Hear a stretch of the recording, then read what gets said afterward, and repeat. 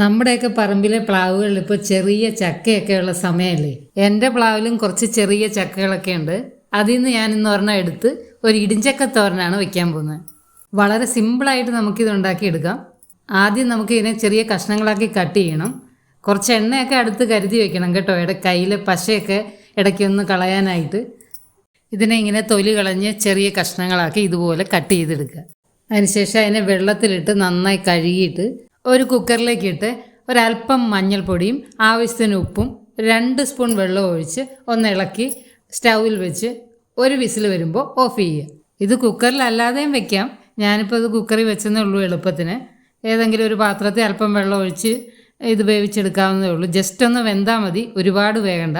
കുക്കറിൻ്റെ പ്രഷറൊക്കെ പോയി ഞാനത് ചെക്ക് ചെയ്തപ്പോൾ വെന്തിട്ടുണ്ട്. കുക്കറിൽ നിന്ന് ഇതിനെ ഒരു പാത്രത്തിലേക്ക് നമുക്ക് മാറ്റാം. വെള്ളമില്ലാതെ വേണം എടുക്കാൻ. ചിലപ്പോൾ അല്പം വെള്ളം കാണും കുക്കറിൽ, അതില്ലാതെ വേണം എടുക്കാൻ. ഡ്രൈ ആയിട്ട് വേണം നമുക്കിതിനെ കിട്ടാൻ. ഇതിനെ നമുക്ക് പലതരത്തിൽ ഇടിച്ചെടുക്കാം. ഇതുപോലെ ഫോർക്ക് വെച്ചോ അല്ലെങ്കിൽ ഇടികൽ ഉപയോഗിച്ച് നമുക്ക് ഇടിച്ചെടുക്കാം. ഞാനിപ്പോൾ ഇത് മിക്സിയിൽ ജസ്റ്റ് ഒന്ന് കറക്കിയെടുക്കും. ഒറ്റ കറക്കേ ആകാവുള്ളൂ, കൂടുതലായാൽ അത് കുഴഞ്ഞു പോവും. കുറേശ്ശെയായിട്ട് ജാറിലിട്ട് ഇങ്ങനെ ജസ്റ്റ് ഒന്ന് കറക്കിയെടുക്കുക.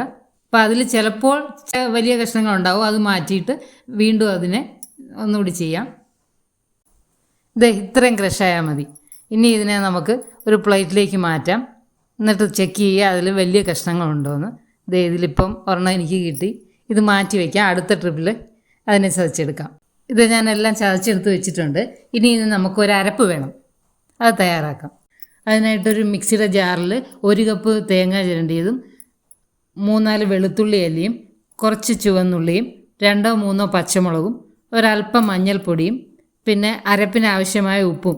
ഉപ്പിട്ടാണ് നമ്മൾ നേരത്തെ ചക്ക വേവിച്ചത്.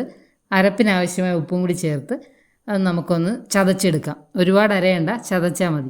ഇനി ഒരു പാൻ അടുപ്പിൽ വെച്ച് ആവശ്യത്തിന് വെളിച്ചെണ്ണ ഒഴിച്ച് കടുക് പൊട്ടിയ ശേഷം 1 സ്പൂൺ ഉഴുന്നുപരിപ്പും 2 ഉണക്കമുളകും അല്പം കറിവേപ്പിലയും ഇട്ട് ഒന്ന് പൊട്ടിയ ശേഷം അതിലേക്ക് ചതച്ച് വെച്ചിരിക്കുന്ന ചക്കയും അരപ്പും കൂടി ചേർത്ത് നന്നായിട്ടൊന്ന് ഇളക്കി ഒരു 5 മിനിറ്റ് അടച്ചു വയ്ക്കുക. ഒന്ന് അരപ്പൊന്ന് വെന്ത് കിട്ടാൻ വേണ്ടിയാണ്. 5 മിനിറ്റ് ആവി വരുന്നവരെ അടച്ചു വയ്ക്കുക.